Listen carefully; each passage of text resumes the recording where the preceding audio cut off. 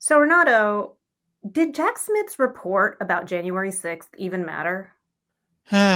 It's complicated. I'm Renato Mariotti. I'm a former federal prosecutor, a practicing lawyer, and a legal analyst. And I'm Asha Rangappa. I teach national security law at Yale University. I'm a former FBI special agent, and I'm a legal contributor for ABC News. And we're here to help you understand topics that can't be boiled down into a soundbite or a skeet. So, Asha, we had big news, right? Special counsel Jack Smith releases his report, or at least the first volume of it. Oh my God. Asha went to Kinko's, Staples, and got it. I know when I did that for the Mueller report, it cost me like $100 something to get it. This was like 45. I know, but isn't that insane, by the way? I just It is kind of insane. So yes, I read it on my iPad. I did. It's just too these long things. Like, I'm getting old. I can't read this stuff on the computer. We should that needs to be that. We'll do that at the end. Our segment about how we cope with that and what we're doing. Yeah, I have a lot to say about actually how I've done that. But getting back to Jack Smith for a second, I had some people tell me they were so interested in my analysis they couldn't wait to hear what I had to say. There was an element to which was so anticlimactic because he's releasing a report. His investigation got stopped essentially by the election and the results of the election, the ascension of Donald Trump as president. And I think part of it, I'm going to say, is actually a positive thing in a certain way, is that we already knew so many of the facts. I do think that was a positive. But what do you think, Asha? I think that's right. And I mean, I think it's just gotten caught up too much in, the hearings this week, the inauguration coming up. I mean, there's a lot of noise happening. And as we know, our media is not great at kind of focusing on, not that these other things aren't important, but you know what I'm saying? It did not have the splash. And I think there's a little bit of, we're now at a point where it's like, oh yeah, another special counsel report. Wah, wah. Yeah, I mean, I think people have learned that this doesn't matter. I mean, for years, Asha, I was kind of beating a drum beat that if we kept talking, there's this hype train always that like Trump was going down, Trump was going down, Trump was going down. And at a certain point, people have gotten wise to it. It's like, it's like, okay, well, this doesn't really matter at this point. Like I think all, thought, okay, maybe something's going to really happen in the Mar-a-Lago, in the Mar-a-Lago case, and then in the January 6th case. But by now, I mean, it was apparent that this was not happening before the election. And then with the election, obviously, nothing's going to happen here. But I think part of it, I was saying a moment ago, it's a positive, is that what happened with the January 6th committee was very unusual. Very, very, very unusual in a criminal case. In most criminal cases, prosecution, you mean, not the committee? No, I do mean the committee. Oh, and that's so. Here's what I mean by that. It is very rare for Congress or any public body to investigate and report on the facts of a matter, including public interviews of witnesses, before a criminal investigation.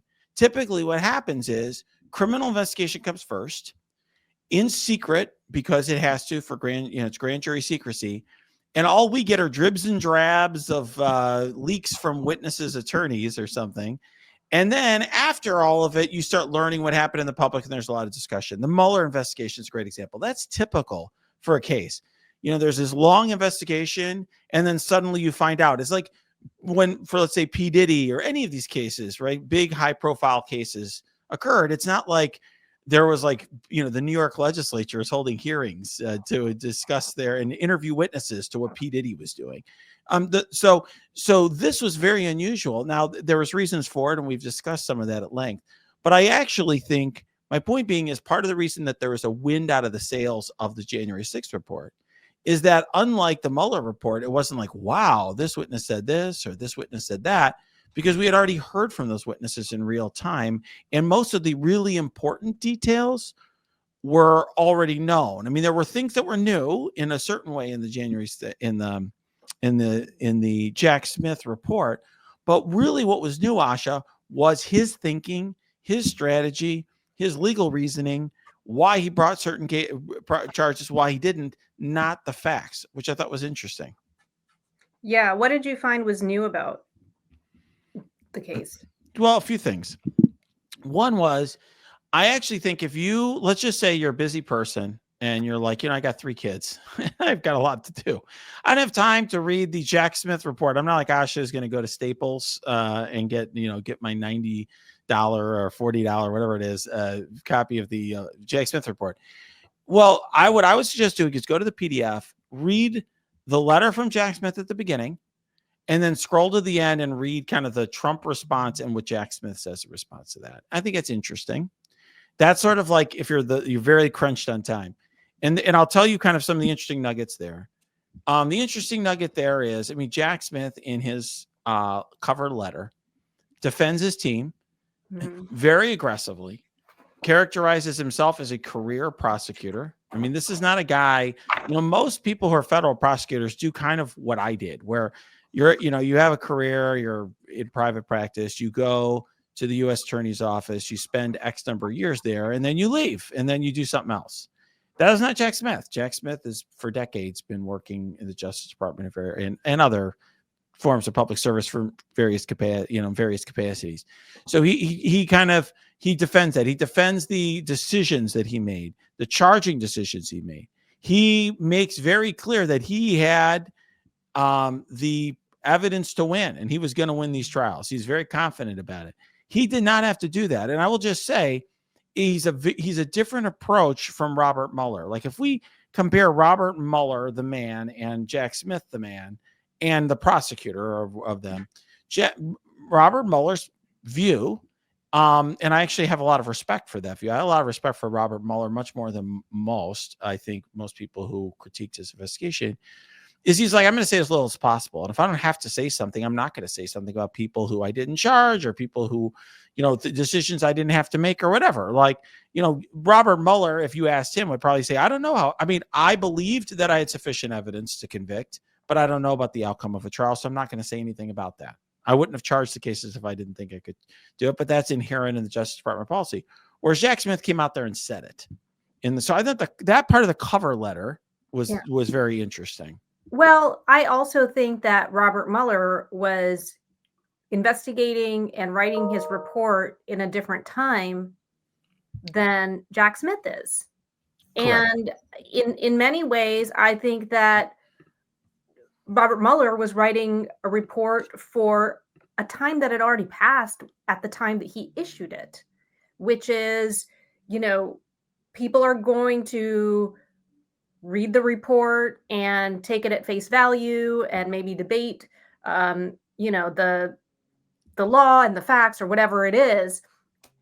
I wrote a piece for my Substack about this is at the start of when Jack Smith was appointed, about how Mueller did not understand the concept of information warfare and that there is an asymmetry in the information space when the Department of Justice follows its norms of not commenting on anything beyond what it does in its own filings or adding any sort of editorialization or anything like that. And what it does is it creates a vacuum for other narratives and often false narratives to be promulgated and then get circulated and take over the space. And I think Jack Smith's letter recognizes that. I think what he realizes is, I have to tell a story. I have to have a counter narrative to the one that has been put out there. And I think he was even restrained in all of this, and he mostly spoke through his filings. But in this final moment, I think it is responding to accusations that this was politicized, that this was meritless or whatever. I just don't see how. I think it would have been irresponsible of him to not respond to that. And I think the other piece to me that is important and new here is the section on investigative challenges and litigation issues, some of which we know about, things like the immunity case in the Supreme Court, but some, like Twitter trying to block his search warrants, and just, the roadblocks that he came against that really slowed down. And and also he mentions, by the way, threats and harassment of witnesses. I think that's a really important piece to document in here. So I do think that I think it was an appropriate letter, and I think it's an appropriate letter given this moment. 15 years ago, no. I think it would have been kind of like what Comey did in his, you know, weird press conference where he slammed Hillary Clinton even though he wasn't charging her. Here he actually, I mean, he did charge Trump, and I think he's saying, and I would have won this case. Right. And he did talk about in the cover letter. I was going to suggest you kind of uh, um, stole my thunder with that. I was going to suggest is I was like, if you have only one kid and not three, or you have a little bit more time, I do think the part kind of there's a whole section there where he talks about his charging decisions, which I think are very interesting. We could talk about that in a minute, but also talks about some of the issues he said in the report itself. I think that's very interesting. That's the part that I think is the most interesting part of the Yeah, report same. to people who are following the news. Like if you haven't been under a rock, but you mentioned a moment ago, you're drawing a comparison between the time that Mueller was in and the time that Jack Smith is in. And I think there's an other important difference between the two. And that's where I thought you were going until you said something different is, Robert Mueller was investigating a man that he knew he couldn't charge. And he knew that from the beginning. And Andrew Weissman and I have discussed this a number of times. Andrew constantly says that we knew from the beginning we weren't going to be able to charge Trump. So that was never an issue. We always thought it was silly that there's all sorts of discussion and thoughts about that because that was never going to happen. And so we knew that from the beginning. And I think as a result, Robert Mueller was issuing a report about the sitting president. And he was, in his mind, bound by certain policies that the Justice Department has about commenting about people who are uncharged. And also he felt in terms of fairness that he went even further because this was somebody who couldn't be charged and couldn't defend himself in court and blah, blah. We can debate that. I feel like that's been discussed to death. But my point is Jack Smith is in a position where he's currently talking about a private citizen who he did charge.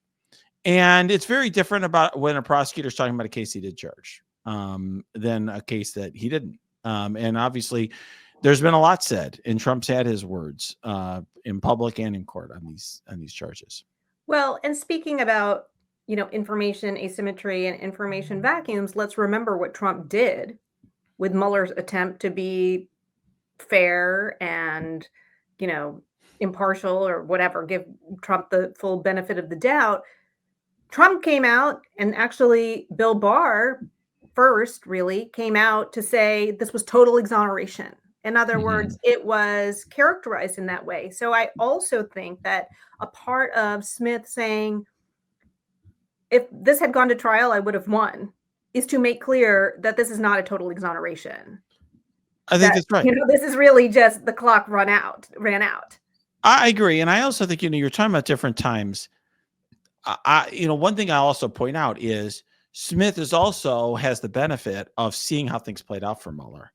In other words, I think Mueller had an expectation of how things would occur that didn't. I mean, he was clearly upset at how Barr had misled people regarding his report, but and had private conversations about a different mentality and style than that Smith would have had even in those circumstances. But nonetheless, Smith saw that. He saw where this is going. And by the way, Smith's also somebody who, unfairly but understands that he's going to be a target very soon. Just to get to some of the points that you were raising, which I thought were very interesting. In addition to some of the obstacles, and I thought it was interesting him kind of talking at length about Trump's attempts to intimidate witnesses and the difficulty of procuring witnesses. He also talks about some of the charging decisions he made and why. One thing that you and I and many others had discussed for a long time is whether incitement to violence is something that would be charged, and he kind of explains why he didn't do that and the litigation risk involved, which is very similar to some of I think the discussions we had, for example. Yeah, I think it is interesting, given that, I mean, there's not a ton that's new here. I mean, there wasn't any like crazy bombshell or anything. Why Trump and his team were fighting so hard to prevent this from being released, because there were all the shenanigans happening in Judge Aileen Cannon's court of imaginary jurisdiction, where she was, kept this case alive somehow to try to bury it. And I mean, the only conclusion that I can come to is if this had not been released as of tomorrow, we never. I mean, it just never. It would have been. I think it could. It would probably just be destroyed. I mean, who knows what's going to happen? So, like, this would never. I think there would have been no historical record, and I think beyond just there being a historical record, people can say, "Who cares now?" I think it's important, and I think it's especially important for what you said before, that Jack Smith is now a target, because he's now chronicled exactly what you said, his thinking, his strategy, his decisions, why he prosecuted some people, why he chose not to prosecute some people, the challenges that he went. And if you'll recall, this week during her confirmation hearings, Pam Bondi was not willing to say that she would not investigate Jack Smith. She's like, I will have to look at the file and I'll have to look at the case. And Renato, I hate to say this, but at this point, I am not confident that we are going to have a Justice Department that would be beyond ginning up evidence or, fabricating allegations that there was prosecutorial misconduct or whatever. And I think that becomes harder to do now that there is a very clear chronicle of exactly how this case unfolded. It's not impossible. It's just harder. Yeah, it's interesting. I think that it certainly matters for history. I guess my take about why they were fighting so hard, in my opinion, is that Trump fights everything against his enemies all the time. And I think at times it's actually a big weakness.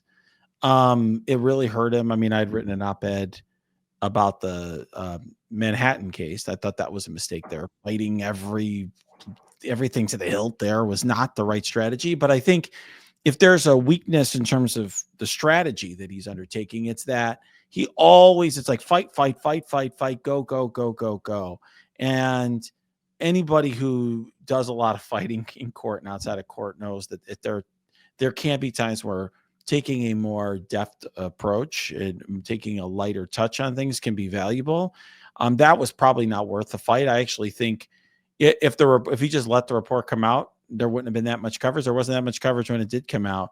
He actually generated more interest and hype and attention for it and made himself look like an obstructionist. And then he was scared of it coming out.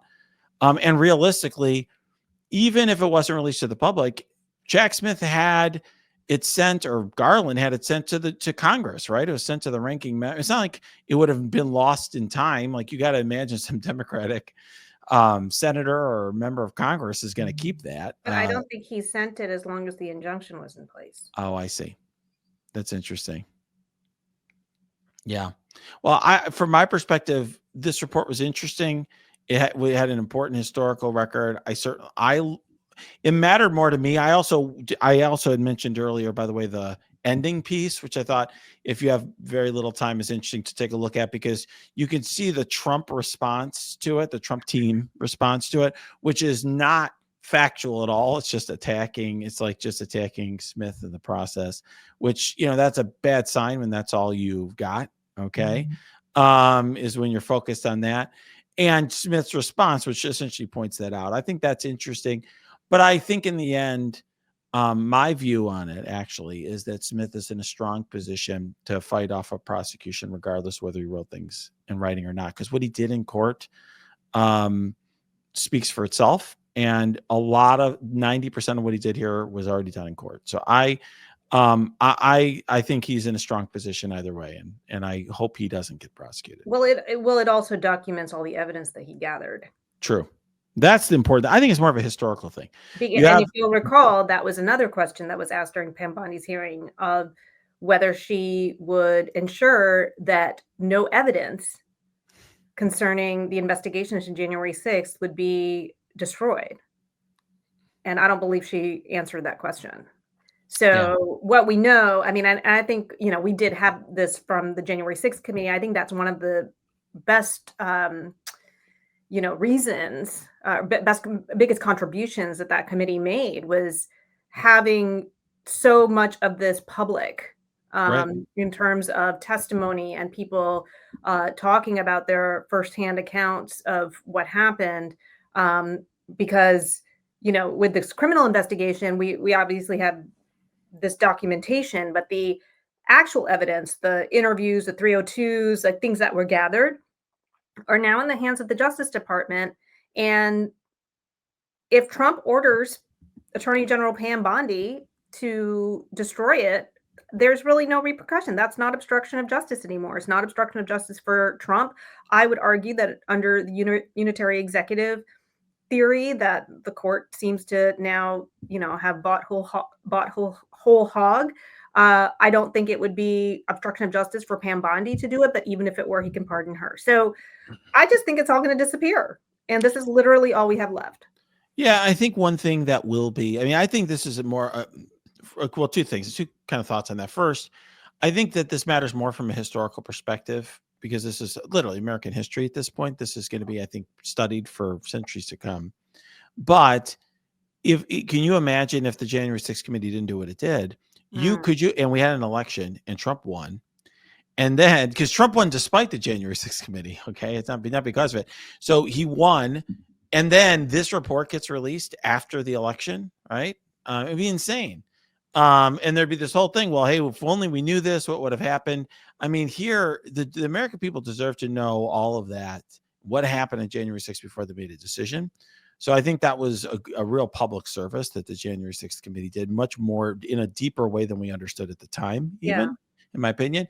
Secondly, I think another real question that's going to be asked, like if we're looking in the months ahead, is, did the Justice Department, including Jack Smith, make the right decision regarding volume 2 of the report? In other words, one thing we've talked about is, could you have dismissed out those other two defendants and then released that volume? And what happens to that volume of the report, where there may be more that is not public in part because there's so much secret information and as a result, national, countervailing concerns that would countervail against transparency. That might mean that the pleadings aren't as descriptive as they otherwise would be, whereas in the January 6th context they were. So we'll see. But I think it's interesting, and it really says something that this wasn't a big bombshell. We weren't rushing to make an emergency podcast in this one. Well, get your copy now while you can. So, Asha, I'm going to make a bit of a prediction. I think that next week, I wouldn't be surprised if our first segment is going to be about crypto something or another, because Trump is very focused. There's a lot of reports that he's going to be doing a lot in crypto. He's going to potentially kind of upend the way, how we, he's going to kind of create a way to regulate it. He's going to be potentially making that a national focus for one way or the other. And it's interesting. I'm going to say something as somebody who practices some in that space and knows a good amount of the industry about that industry, is I actually think that the Biden administration's approach towards that space was one of the biggest mistakes of the Biden administration and contributed to Trump's win and the Democrats' loss. I mean, ultimately it was Harris, not Biden, but it was an extraordinarily foolish approach that I think it's not a mistake that Trump is doing this way. Yeah, I just finished reading Michael Lewis's Going Infinite, which is about the rise and fall of FTX and Sam Bankman-Fried. In fact, I think that case was happening right when you and I started this podcast. So if you have joined us only recently or in the last year, you can go back to one of our earliest episodes, and we were talking about Sam Bankman-Fried. But I have to say, in reading it, one of the things that actually made me feel a lot better about myself after reading that book is, I don't really get crypto. And it was pretty clear from reading that book that Michael Lewis doesn't get it either. And no shit. Smart guy. And even the person that was hired to be whatever the custodian of FTX after it declared bankruptcy was very skeptical. And he referred to all of these cryptocurrencies as shitcoins. And so I To me, I feel like there's always some weird, like it's like somebody's trying to do a Jedi mind trick on me when they're explaining crypto. Because look, I took econ 101 and 102 in college. I'm very good at math. It doesn't add up to me like how this actually works. It just feels like at best just gambling, and at worst like some sort of like Nigerian scam where somebody's going to tell me to give money and there's going to be, a bank account in Africa that has $1 billion in it. That's kind of always how I end up leaving, you know, trying to understand crypto. So explain it to me like I'm 5, Renato. Okay, I will do that. I will just say, Explain by it the to me way, like I'm 5. before I say that, I want to just say I have not read Michael Lewis's book because everybody I know who has read it, including all the reviews, are just like it is a complete piece of garbage. It's apologia for one of the biggest fraudsters of our time. So you can go back and yes, that is how it's. I mean, that's what most people are saying because Sam Bankman-Fried's like a big time fraudster. We could talk about that. Oh, I It, agree. I yeah, did not. Did they read the same book? Because yeah. he seems like a completely awful person to Yeah, me. he is an awful person. Yeah, So yeah, complete scumbag. I Okay. did not read it as an apologia. Oh, good. Yeah, I did not. That's interesting. A lot of people have read it that way. But let's talk about crypto for a Yeah, minute. let's talk Okay. about crypto. So let me just say this. I want to start with something. One way I think an easy way to explain crypto is a starting point. Like there's more to it than this. But to some extent, like people are like, okay, well, Bitcoin, like why are people buying it? Why is it valuable? This and that. One thing I'm just going to start with is we understand that things of value, right, don't always have an inherent that like currency. United States currency has a value because it's backed by the full faith and credit of the United States government, and there's a law that says that it's must be accepted for all debts, public and private. Okay, but things that don't fit that aren't US currency have value and people trade them for all sorts of arbitrary reasons, like baseball cards. It's not like a card with Mickey Mantle's picture on it, a piece of cardboard has some inherent value, but people have decided that they want Mickey Mantle's photo on this baseball card and it has an enormous amount of value. So what is Bitcoin and why does that have value? I mean, Bitcoin is essentially it's a token that in which transactions involving Bitcoin are all public. So there's no question as to your ownership of Bitcoin and how, and everyone can see who owns it and which wallet controls that piece of Bitcoin and where the transactions have been regarding it. It is rare. In other words, it is created by various computing. I don't want to get into the details, but essentially it's created over time, and the total amount of Bitcoin that will ever be in existence is already known, and it's going down dramatically. Almost all of it already exists. And so what's the value of Bitcoin? I would think of Bitcoin because that's what people think about with crypto, which is not correct because it's only a tiny Right. sliver of it. It's like a digital gold sort of thing. In other words, why is gold valuable? It's not its industrial use, I'll tell you that much, or even it's just that people decided it was pretty and it's always been valuable and it's scarce and yada, yada, yada. And so people, if they're concerned about regular currencies, put money into gold. That's sort of what Bitcoin is, whether you want to use baseball cards or gold. That's how I would view Bitcoin, like a digital gold. But there are other tokens that have value and provide value outside of that.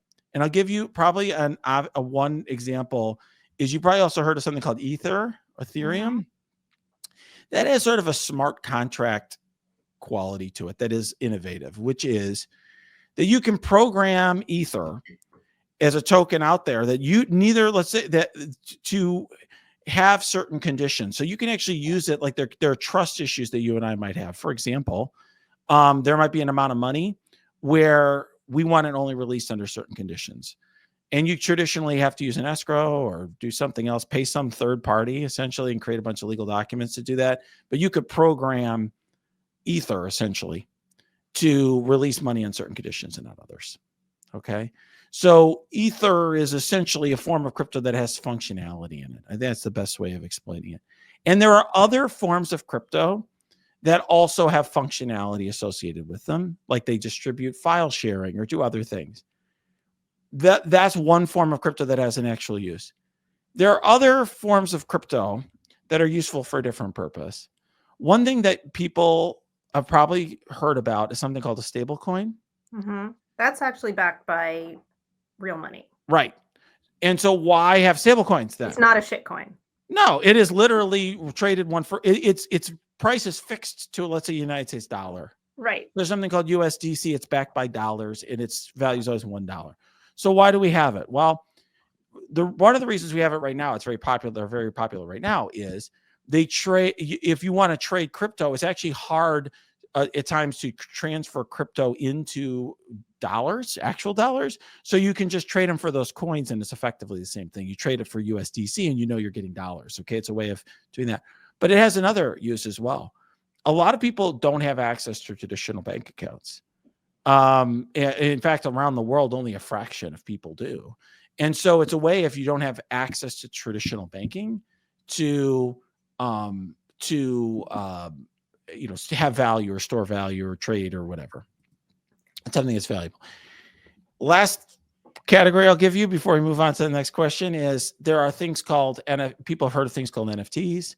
And others, there's all sorts of things around that. But the point is, there are things that are actually much more like baseball cards, just to bring it full circle, where it's like, hey, here's the one piece of ultimate artwork, because digital creators can't, you create some digital piece of art and everyone just copies it. And so it's a way of saying, well, this is the one piece that is valuable. There's my one Mona Lisa. But they sometimes have functionality included in them. Like DraftKings includes, you're essentially betting on baseball players and football players and NBA and whatever, based on, owning Patrick Mahomes' card. Essentially, you're betting on his performance effectively. It's much more complicated than that, but there are people who created NFTs with those qualities. So is that helpful to give a sense of this? It's space? helpful, but okay, here's my pushback for you. So let's first start with the whole baseball card analogy. Okay. Right. Baseball cards don't just, they're not just cards of like random freaking people, right? True. They are cards of players who in real life actually do something. And so the value of the card is actually a reflection of some sort of external value that people place on a celebrity status of this particular athlete or their exceptional athletic ability. In other words, the reason the Mickey Mantle card is valuable is not just because it's scarce, though I think the scarcity piece is important. It's that he's a really good baseball player and like everybody, he's admired. And in other words, there is some link between something to the external world. Now, I get that there have been in the past, like collectibles and commodities that, I don't know, garbage pail kids or something like that. Right. Which, but I think for something to have the lasting value, it's because it is backed by a consensus that it reflects something or is otherwise backed by something of value. Okay. So that's that. I just wanted to put that piece out there. On the NFT thing, I'm sorry, but that was like the dumbest thing I had ever heard in my life.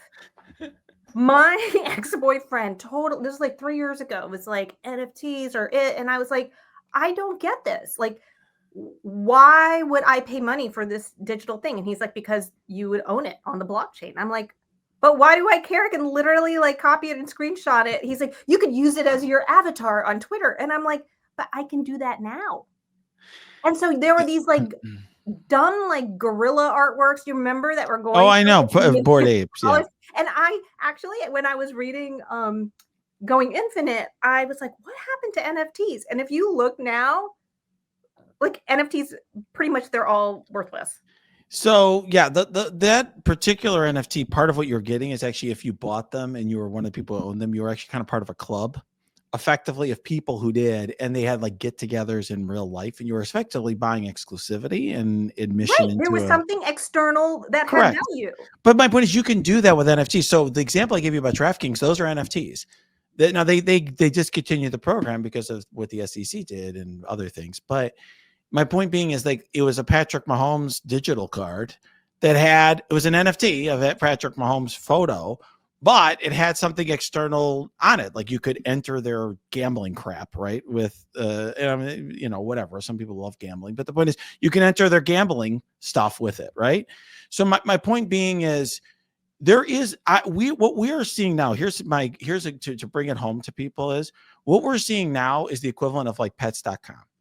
Like when the internet, you and I were in law school, when the internet was just becoming a thing, World Wide Web was just exploding, and everybody was creating internet companies all over the place. And a lot of them were dumb, and a lot of them were, you know, some of them became extraordinarily valuable. That's where we are with crypto. Some of the ideas are good and are going to have some lasting value. Most aren't.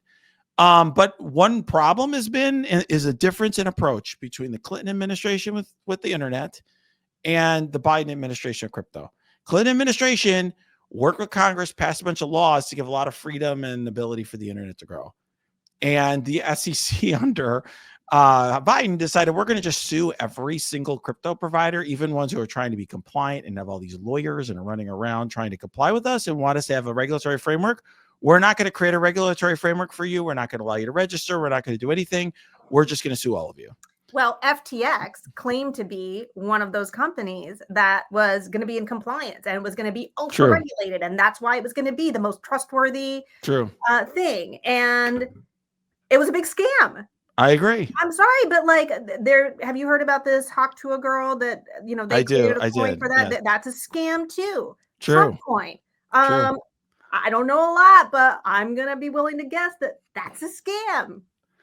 So I'm not going to talk about all these specific cases, but now I will just say this. I have to be careful with conflicts. But what I will say is this.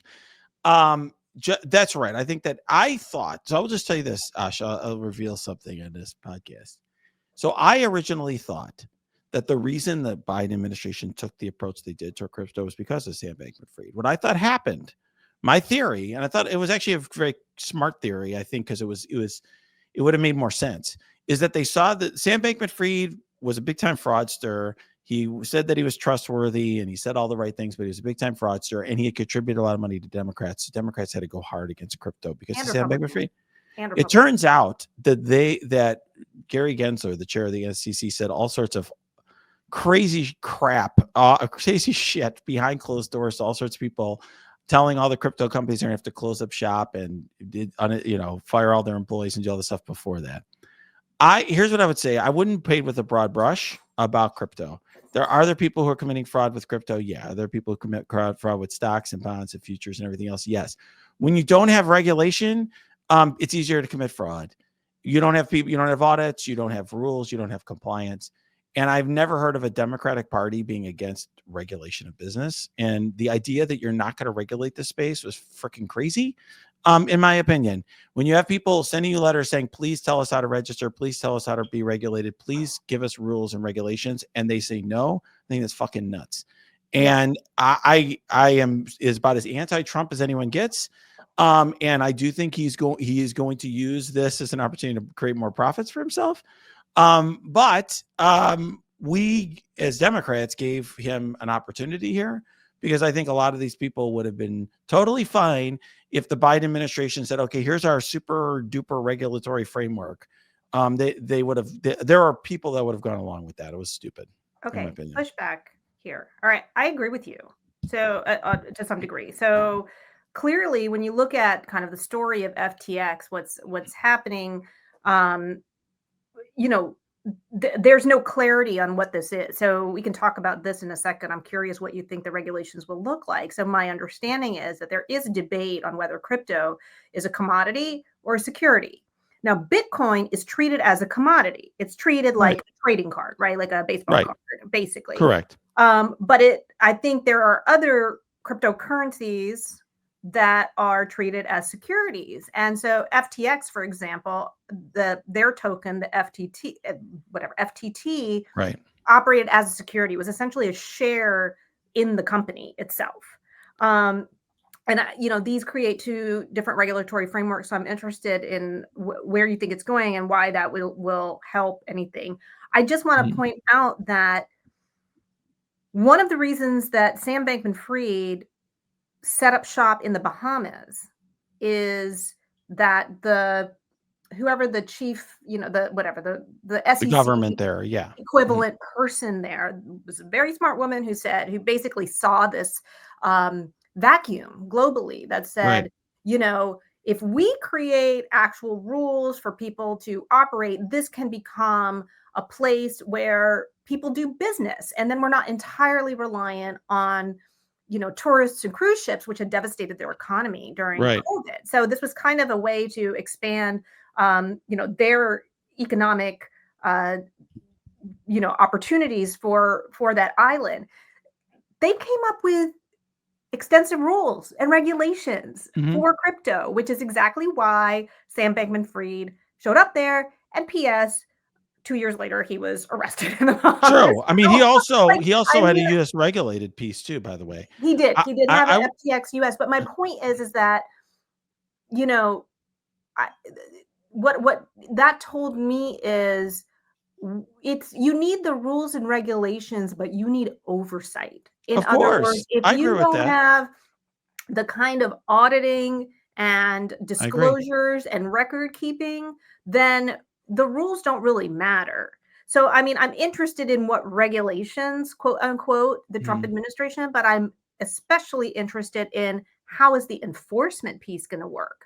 Yeah. Because we can barely keep, normal companies in line. I mean, after Enron, we had to pass a whole law to just make people, make companies do accurate accounting and use So proper accounting practices. Well, I will just one thing I want to point out, it wasn't just Bermuda. I mean, the UK, EU, like tons of other countries started rushing out regulatory frameworks to essentially steal business from the United States. And the goal was to basically get as many of these companies to move offshore as possible. And there was an effort to move. But what I would say about the security versus commodity thing, it's a bit of an artificial distinction that is baked into our law, just so everyone understands. The SEC regulates securities. Commodity Future Trading Commission, which I do a lot of practice in front of, regulates things like swaps and derivatives and futures, and they're very separate. And it's a big question: are you a security? Are you a commodity? And it's been what the focus of the law is. You could have literally, if Gensler just came out on day one and said all cryptos are security, here's our new rules, and the commission promulgated those, it probably would have been just fine. They had the authority to do it. He just didn't do it that way. I think that the industry wants the CFTC. Why? Because first of all, they've all been sued by the SEC for the last several years, and they're mad and hate the SEC. But also, they're going to like the new chair. But I think also the CFTC is smaller and has less resources and is going to be less aggressive about regulation. They're more friendly, more of a friendly agency. And so I do think in an ideal world, you would have a sharing between those two agencies or a lot of new resources of the CFTC. What do I think Trump might do? He might literally just say, oh, we're going to have Doge come up with some new idea, or I'm just going to have some guy in the White House do it or whatever.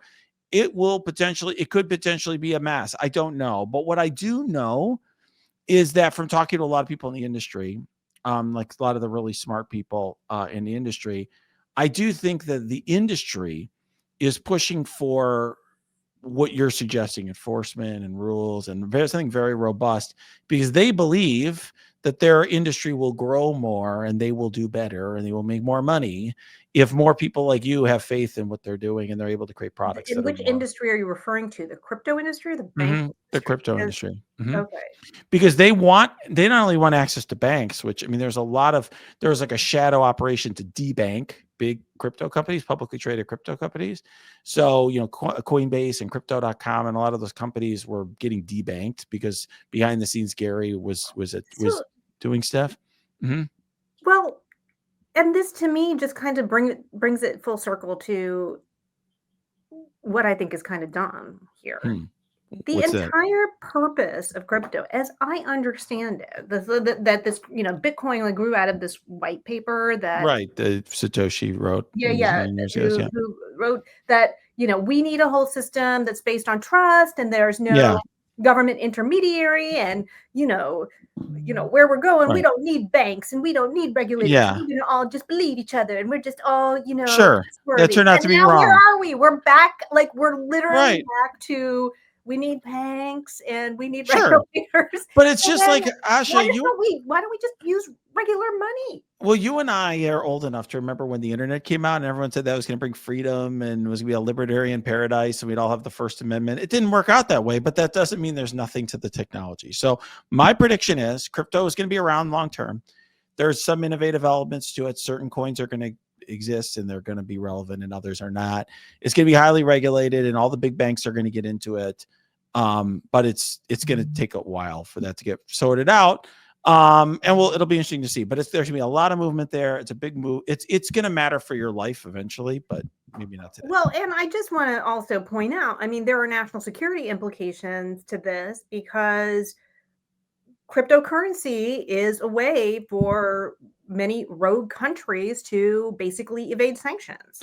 I Wow. mean, this is exactly how North Korea finances itself. It goes around hacking banks and stealing cryptocurrency or launder, the True. cryptocurrency is also a money laundering vehicle. So, I think it's not all rainbows and unicorns. Well, a bigger foreign policy implication, and then we can move on because we could spend an hour talking about it. Is right now the United States dollar is the default currency for the world.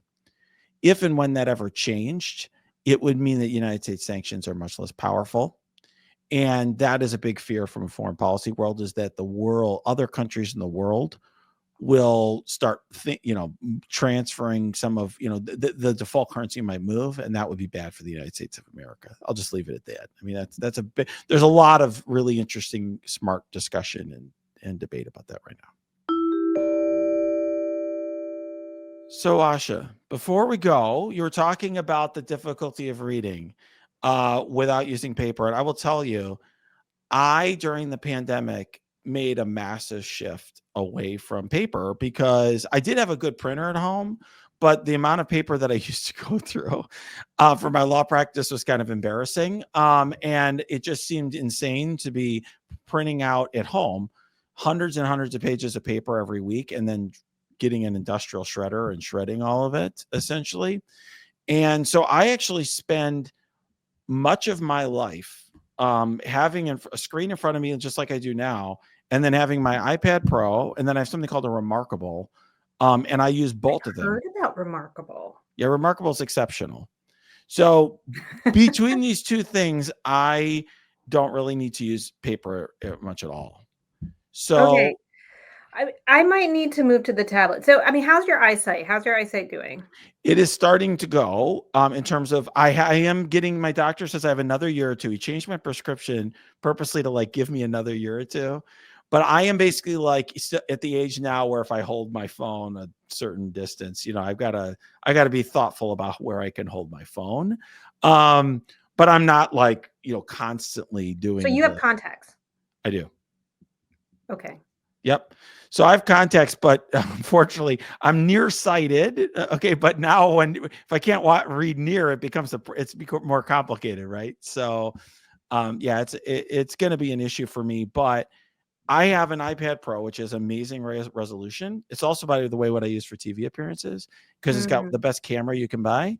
And so that has an awesome resolution. You can get one much bigger than this. My wife has a massive iPad. So if you want to have a big screen, I use it because I can have, let's say, one of my colleagues, associates will send me like an email, an outline, and I could be talking to a client or something, and I have this in front of me and I can change what's on it constantly. Yeah. Whereas the Remarkable is like a replacement for a pad of paper. Yeah. Yeah. That's a really good idea. So my eyesight is deteriorating. A long time ago, I needed glasses for distance. Like before I went to the FBI Academy, I had to get LASIK or something? what's that? You have to go LASIK or No, something? I wasn't a bad I did not, and Okay. actually they didn't take you at that time if you had LASIK. Oh, I wow. was in a correctable range. It wasn't fully 20/20, but so when I would go to the firing range, I'd have to wear, I had these like aviator glasses with, so I looked really cool on the range. Anyway, and since then, I've used it when I now like driving, movies, plays, whatever. But yes, now I also find it hard to read things that are close up. like, I wear glasses now to watch TV, which is, like, Oh, literally, wow. 6 feet from me. Um, and so I'm gonna be getting my first set of progressive lenses. Yeah, my doctor told me 2 years maybe. I've got maybe a year or 2 left basically because I'm at the spot I'm where I'm, depressed. kind of pushing things to and from. I mean, the Remarkable you can also use for the purpose that I just said, like transferring things to it. Um, like you could put a PDF. I'll send PDFs to my Remarkable, and it's an e-ink tablet, so it's like reading from a Kindle or something. But I don't do that because my time is very limited. Like I work 3,000 hours a year right now, and so accordingly, being able to just quickly just go into my emails and pull up the doc that somebody just sent me and immediately put it up is much easier than getting things over to my Remarkable. Yeah. But I mean, Yeah. the Remarkable is a complete replacement for pen and paper. Yeah. Well, I need to do something. I mean, part of we started this conversation because, the Jack Smith report came out and there's just no Yes. way that I'm reading that on my laptop. I will say, like, it's just I'm still finding it hard to, I'll have to see how the, iPad goes because there's just something about having paper in my hand, like something that I can flip pages that makes me feel good. Then you would love the Remarkable because it's made to feel like paper. Okay. And if I sent the Jack Smith report there, you can write on it and take notes and add. Oh, So I use it to add. Like the only time I ever send PDFs to my Remarkable is like when I have to edit something long, and I don't feel like being at my computer with track changes. Like I want to watch TV with my wife and still look at a document and edit it. I can do that, and I can circle things and underline them and write my note in the margin or whatever. okay. I'm gonna check these out and we can report back. Sounds good.